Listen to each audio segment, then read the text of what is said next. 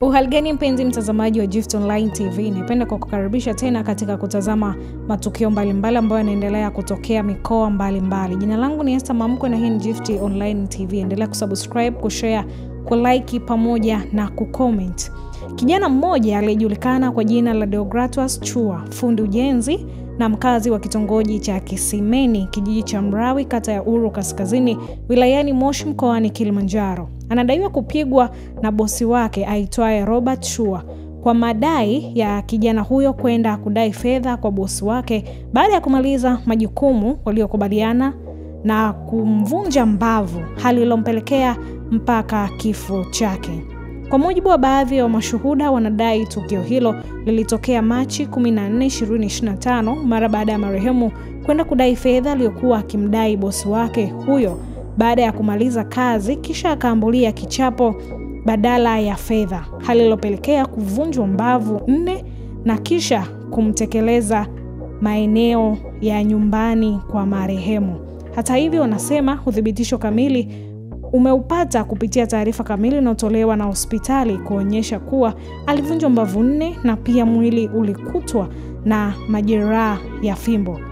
Gift Online TV walibahatika kufika katika tukio hilo na hawa ni mashuhuda pamoja na tukio zima ambalo lilitokea. Hii tukio nalifahamu. Huyu ni ndugu yangu, ni mtoto wa kangu Julian Chua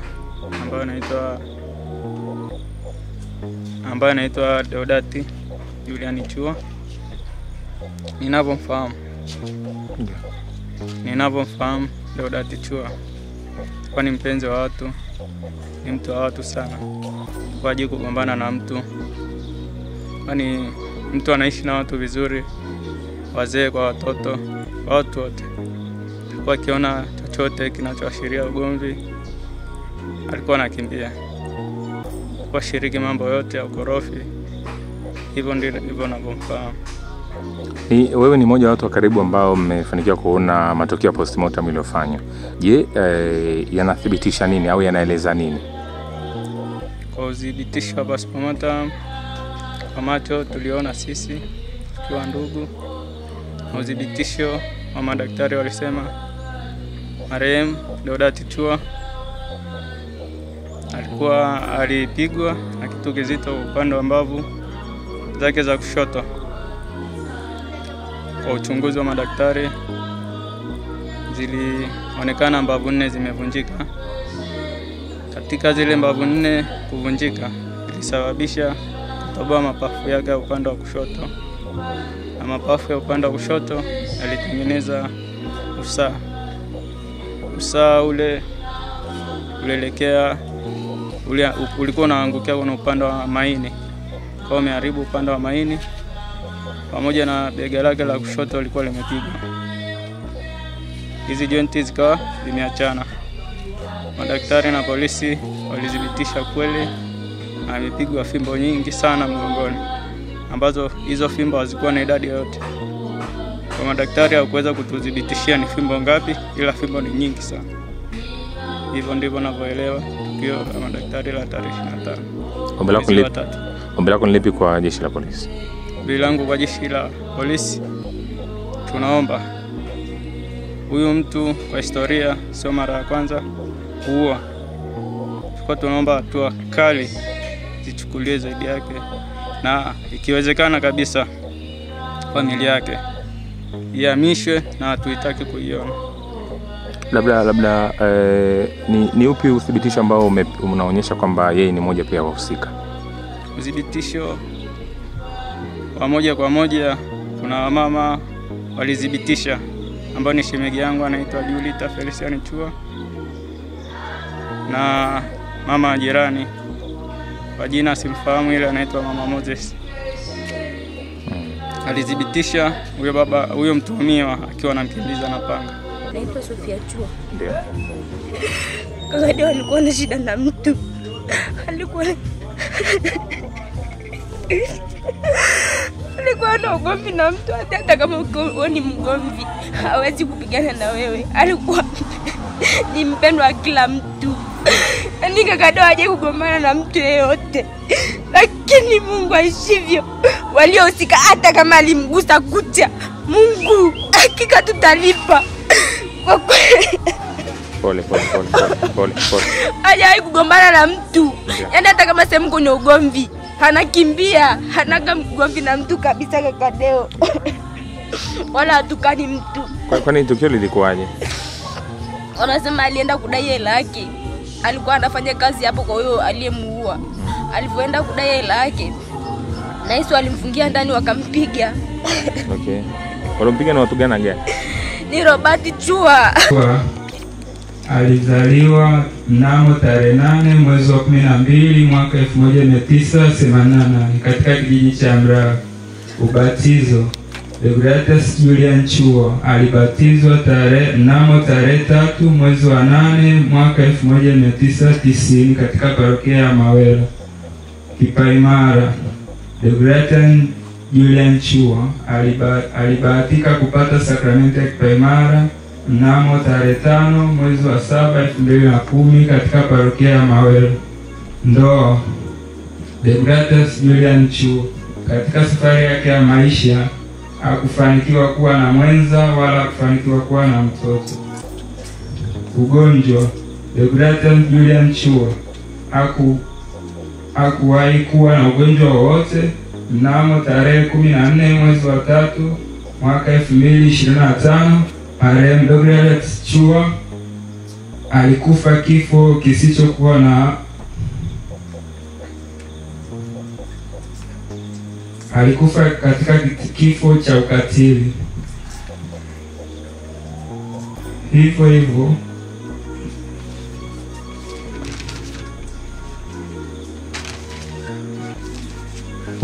Deogratias Julian Chua alikuwa ni kijana mchapakazi, alijishughulisha na masuala ya ujenzi. Naomba nitamke rasmi kwamba hichi kitendo kilichofanyika ni kitendo cha ukatili mkubwa mno kwa Wachua na jamii nzima ya kata ya Kaskazini. Wamelaani hichi kitendo ambacho kimefanyika kwa kijana wetu mpendwa Deo. Kijana alikuwa ni mtu wa watu. Deo alikuwa hana ugomvi na mtu yoyote. Alikuwa hana mkubwa wala mdogo. Kifo chake mimi naweza nikatamka mimi mwenyewe kama mimi kimelazimishwa. Sawa jamani? Haikuwa mapenzi ya Mungu. Haikuwa. Na ninasema hivyo kwa sababu mimi Deo hiyo siku ambayo kesho yake alionekana mimi nilikutana naye pale kwa Chazi. Deo akaniambia, "Mama, unakunywa nini?" Nikamwambia, "Unanunulia nini?" Akaniambia, "Kunywa moja." Wakati huo nataka kufanya kazi. Nikamwambia, "Hapana, mimi ndakununulia. Wewe una hela." Akaniambia, "Mama, na hela, wewe kunywa usiogope." Nikamwambia, "Mimi sina." Akaniambia, "Kunywa nalipa." Akalipa. Akanipa bia hii moja. Mtoto akaninunulia, baadaye akaondoka. Kesho yake nasikia Deo amezidiwa na amepelekwa hospitali, hatima yake ni kifo. Sasa jamani, mimi naomba nilaani kwa kishindo kabisa. Kama ni huyo ambaye anasikika amefanya, Mwenyezi Mungu amlaani na kizazi chake chote. Na kizazi chake chote. Sihukumu mtu, ila natamka kama ni yeye, Mwenyezi Mungu amlaani na kizazi chake chote. Sina mengi ya kuongea, ila ni serikali ipate mkondo wake. Asanteni sana. Sisi polisi tupo pamoja na nyinyi. Tunawaunga mkono na tupo hatua 1 mpaka 2 tukiwa na nyinyi kwenye tukio hili. Lakini pia vile vile ndugu zangu wananchi, tuwaombe msichukue sheria mkononi. Tunajua mmeumia sana. Mmeumia sana, lakini hata jeshi la polisi pia tumeumia sana. Ndugu zangu wananchi, matukio kama haya kwenye nchi yetu wewe yanatokea sana. Lakini hebu sisi wenyewe tukae askari kwenye jamii zetu. Ndugu mwananchi, ukiona kuna dalili ya tofauti ya ugomvi baina ya hata kama ni rafiki na rafiki, sisi tunakupokea, njoo toa taarifa kwenye jeshi la polisi, kituo chochote kile cha polisi. Njoo sema, "Afande, kuna dalili ya fulani na fulani sielewi, wanatishiana kuuana." Haraka sana jeshi la polisi litachukua hatua hiyo, litafanya kazi. Ndugu wananchi, kuishi kwa amani kama nchi yetu inavyohitajika. Ninaumia sana. Ninaumia sana sana kwa kitendo hichi kilichofanyika. Lakini ndugu wananchi, tuko pamoja na nyinyi. Hakuna kitakachoharibika. Msiogope kuja polisi kutoa taarifa za ugomvi au dalili yoyote ya tukio kwa kituo chochote kile. Mbali ya kituo pia kuna viongozi wa kijiji. Ukiona tatizo hili linakuja, bwana kuna dalili basi elewi, nenda kwa mwenyekiti wa kitongoji, mueleze kuna dalili hii. Tunakuomba ifikishe mahala husika. Mwenyekiti wa kitongoji atupe taarifa, sisi tutafanya kazi. Tuko kwa ajili yenu. Na wananchi vile vile nyinyi mkawe askari. Msinyamazie matukio kama haya. Mpaka mtu wafe ndio watu waanze kudadisi ni nani. Hatutaki. Sisi tunaomba wananchi, mkawe wajumbe kwa wenzenu ambao wako huko nyumbani, kwa kushirikiana na jeshi la polisi. Na si jeshi tu la polisi, hata nyinyi wenyewe ni askari. Na waomba wananchi wangu tuwe pamoja. Jeshi la polisi lipo kwa ajili yetu. Sawa? Na washukuru sana. Na vile vile ninaomba tumpumzishe ndugu yetu kwa amani. Usitokee ugomvi wowote, tumalize hili swala. Jeshi la polisi litafanya kazi yake. Hakuna kitakachoharibika. Na waaminisha mimi, hakuna kitakachoharibika. Kuweni watulivu kabisa. Hakuna kitakachoharibika. Haki itapatikana. Hatuogopi tena Mungu. Hatuogopi huyu aliyeumbwa kwa sura na mfano wa Mwenyezi Mungu. Na haya yote ni matokeo ya dhamiri kufa. Ni matokeo ya dhamiri zetu kufa. Kwamba dhamiri ikishakufa kwa mwanadamu yeyote ile. Na dhamiri ni sauti ya Mungu iliyoko ndani ya kila mwanadamu, ambayo kwa wakati wake na kuagiza kutenda mema na kukwepa kuacha kutenda mabaya. Asilimia kubwa ya watu katika ulimwengu huu, dhamiri sasa zimekufa.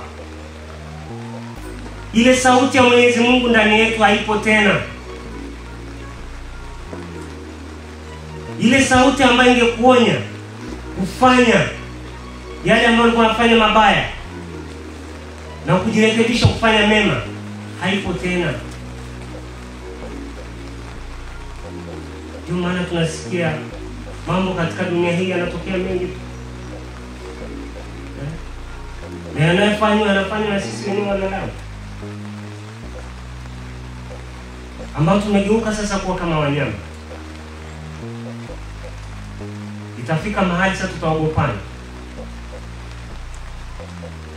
Nikikuona umetoka na mimi najificha,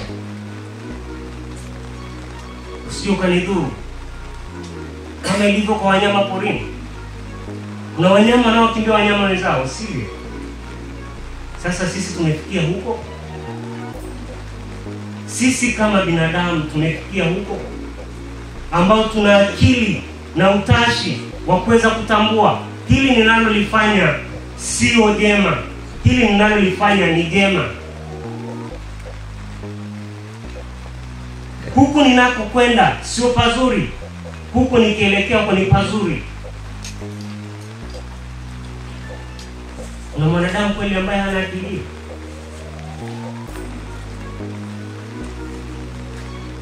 Ndugu zangu, hata wakati mwingine kuna mambo tunayofanya na kumsingizia Mwenyezi Mungu. Kuna mambo mengine ambayo tunayafanya sisi wenyewe, alafu tunarusha mpira kwa Mwenyezi Mungu, kitu ambacho sio. Sasa tuende wapi pengine? Kama hii dunia ndivyo tunavyofanyia. Kama hii dunia tunaishi kwa kudanganyana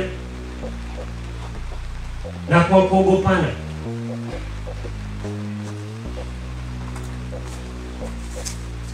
Zamani tulikuwa tunafundishwa, au kuna watu ambao wazee ambao walikuwa wanasema, mimi mtu anitishii kitu kwa sababu hanilishi wala ni nyeshi. Na muogopa Mungu peke yake na nini? Na debe la unga basi. So anajua lile debe la unga linamsaidia na linafanya nini? Namshibisha. Mwenyezi Mungu anamsaidia anaendelea kufanya nini? Kuishi. Sasa siku hizi sisi tunaogopa kitu gani? Huyo Mungu na debe la unga linaogopeka tena? Linaogopeka tena? Sisi tunaogopa zaidi debe la unga. Tunaogopa zaidi debe la unga. Basi Mwenyezi Mungu haogopeki tena. Hapa tumeambiwa tumuogope yeye ambaye anaweza kuua mwili na roho na kuvitupa vyote wapi? Jehanamu.